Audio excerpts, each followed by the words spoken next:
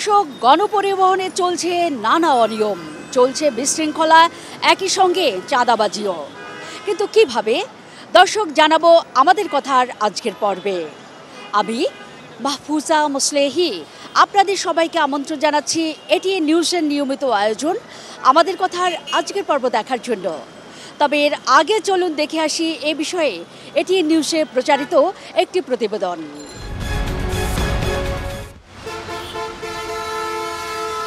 ঢাকার সড়কে কত ধরনের যানবাহন চলে, আর সড়কের চলাচলের গড় গতিসীমাই বা কত? কোন সড়কে কোন বাহন চলতে পারবে আর কোনটি পারবে না মানা হয় না কোনো নিয়মই। আর লেনভিত্তিক চলাচল তো অগ্রাহ্যই। এরই মধ্যে সড়ক দুর্ঘটনা কমাতে গত ৮ মে দেশব্যাপী যানবাহনের গতিসীমা ঠিক করে দেয় সড়ক পরিবহন ও মহাসড়ক বিভাগ। কিন্তু গত পৌনে ২ মাসে এর বাস্তবায়ন শুধু ঘোষণাতেই। এটা অন্যান্য যেগুলো অপরাধের শাস্তি যেভাবে প্রদান করা হয়, দণ্ড যেভাবে দেওয়া হয় একই রকম। মোবাইল কোর্টের মাধ্যমে শাস্তি বা দণ্ড দেওয়া হয়, আপনার পুলিশ কর্তৃক প্রসিকিউশন দেওয়া হয়, জরিমানা আদায় করা হয়, একইভাবে এটা বাস্তবায়ন হবে। যদিও এই গতিসীমা বিজ্ঞানসম্মত নয় বলছেন যোগাযোগ বিশেষজ্ঞরা। তারা মনে করেন গণপরিবহনের শৃঙ্খলা ফেরাতে ছোট যানবাহন নিয়ন্ত্রণ করতে হবে, গুরুত্ব দিতে হবে বাসকেই।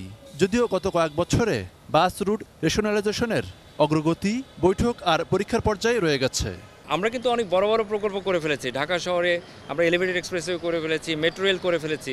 সেখানে বাসগুলোকে আমরা শৃঙ্খলায় আনতে পারবো না, এটা আসলে মেনে নেওয়া যায় না। তো প্রশ্নটা হচ্ছে আসলে সরকার চাচ্ছে কিনা। আমরা দেখছি যে আমাদের এখানে আসলে বৈজ্ঞানিক কোনো হিসাব নিকাশ নেই।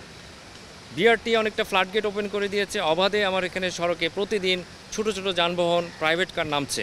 তো সেইভাবে তো আমি অবকাঠামো বাড়াতে পারবো না। তাহলে আমার পলিসি লাগবে যে যানবাহনের সংখ্যাকে আমি কীভাবে নিয়ন্ত্রণ করব।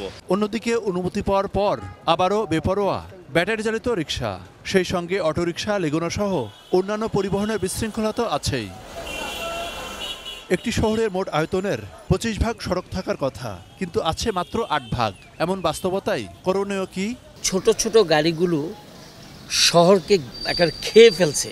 আমরা যে বাস রুট রেশনালাইজেশন সেই আনিস সাহেবের সময় থেকে আমরা শুরু করেছিলাম, এটা যদি আমরা সত্যিকার অর্থে বাস্তবায়ন করে ফেলতে পারতাম, আমি আপনাদের মাধ্যমে বলতে চাই সারা জাতির সামনে যে there is no other option then bus route rationalisation.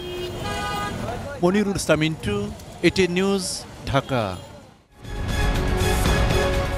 প্রতিবেদনটি দেখবার পর এবার আমরা চলুন দেখে আসি এ নিয়ে সাধারণ মানুষ কি ভাবছেন। গাড়ির ড্রাইভারে উনি 70 টাকা বলতেছে 30 টাকার ভাড়ার জায়গায়, তাহলে সাধারণ পাবলিক কি চলাচল করতে পারবে না ম্যাডাম? তাহলে আমাদের মতো ক্ষেত্রে মানুষ কি করতে পারি আমরা বলেন? বলে যে এখন সব কিছুর দাম নাকি বেশি, এই জন্য আমরা ভাড়া বাড়তে চাচ্ছি। এই তো ভাড়া বাড়তে আমাদের তো সাধারণ লোকের তো হইতেছে না ম্যাডাম। বাস মালিকের সরকারের যেন নির্দেশ দেয় যে ন্যায্য যেটা ভাড়া হয় ওই ভাড়াটাই যেন পাবলিকের কাছ থেকে উনি নেয়। আমরা গরিব মানুষ, যাতায়াত পথে আমরা তো হাঁটার নাই, আমার একটা সিএনজি ভাড়া করার তহবিল নাই। আমরা 300 টাকার জায়গায় 20 টাকায় আইতে পারি। এই জন্য আমাকে ওরকম দাঁড়াই যাইতে হয়। মহিলাকে সিটে পুরুষ বসাই রাখে, হারা বলে না যে পুরুষ তোমরা দাঁড়াও, মহিলা মুরব্বী তারে বসতে দাও, তাও গাড়িওয়ালায় বলে না। কিন্তু এখানে গাড়িওয়ালার অপরাধ। আমরা সরকারের একটু আবেদন জানাই তাকে নির্দেশ দেওয়ার। হ্যাঁ, মহিলারা যেন মহিলা সিটে বসতে পারে, আরও জানি সিট তারা বাড়তি দেয়। অনেক উগ্রভাবে গাড়ি চালায় আর কি। গাড়ি মানে যেই জায়গায় একটু ভাঙ্গা বা উঁচু নিচু ওই জায়গাগুলো ওরা মেনটেন করে না ওরা। আর যে স্টুডেন্ট ভাড়া, আমরা তো স্টুডেন্ট ভাড়াটা ওরা হাফ রাখতেই চায় না, মানে ওরা কোনোভাবে হাফ রাখতে চায় না ওই স্টুডেন্ট ভাড়া। আর ওদের গাড়ি চালানোর যে ইয়াগুলো, এক গাড়ির সাথে আরেক গাড়ি চাপাচাপি করে নিয়ে লাগায়। আবার আমরা গাড়িতে উঠতে গেলে ওরা দেখা গেছে গাড়িটা একটু স্লো করবে, এই স্লোটাও ওরা করে না। ওরা গাড়িটাই প্যাসেঞ্জার দেখো তো তারপর চালাতে থাকে। তো ওভারটেকের কারণে অ্যাক্সিডেন্ট অবশ্যই বাড়তেছে, কারণ ওভারটেকিংয়ের ক্ষেত্রে দেখা গেছে অনেকে আমরা রাস্তা পারাপার হই, ওরা না দেখে ওভারটেকের গাড়িগুলো সামনে বাড়ায় দিতেছে, যার ফলে অ্যাক্সিডেন্টের প্রবণতাটা বাড়তেছে।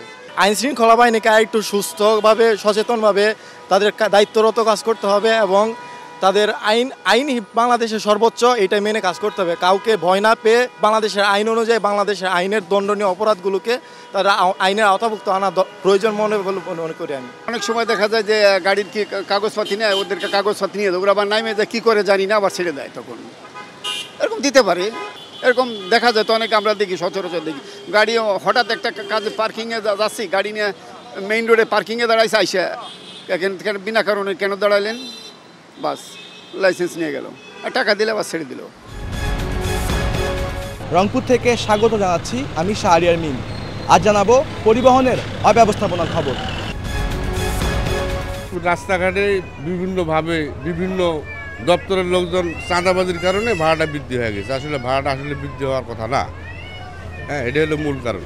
রাস্তায় পুলিশের চাঁদাবাজি, অন্যান্য সংস্থার চাঁদাবাজি, হ্যাঁ, বিভিন্ন সংস্থার চাঁদাবাজির কারণে ভাড়াটা বৃদ্ধি হয়ে গেছে।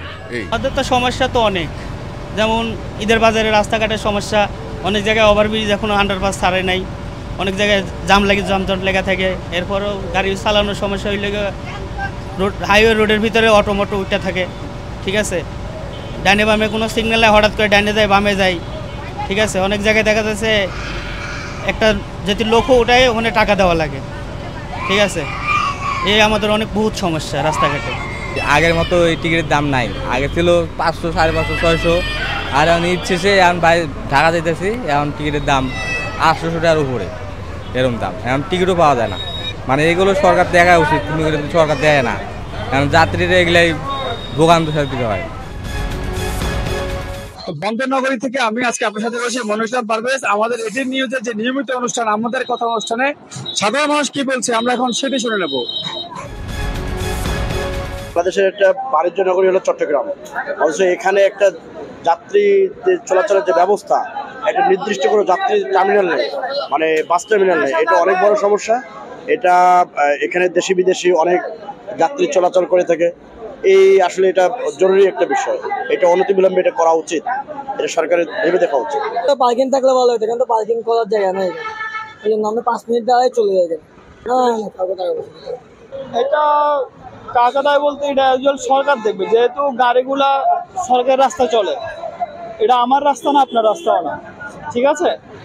এটা বেসিক্যালি মালিক সমিতি দেখবে, বা এটা ওরা হ্যান্ড ওভার করবে অন্যদিকে, যেহেতু যাত্রীরা সেফলি উঠতে পারে বা দেন কোনো সমস্যা না হয়, এটা ওরা দেখার দায়িত্ব।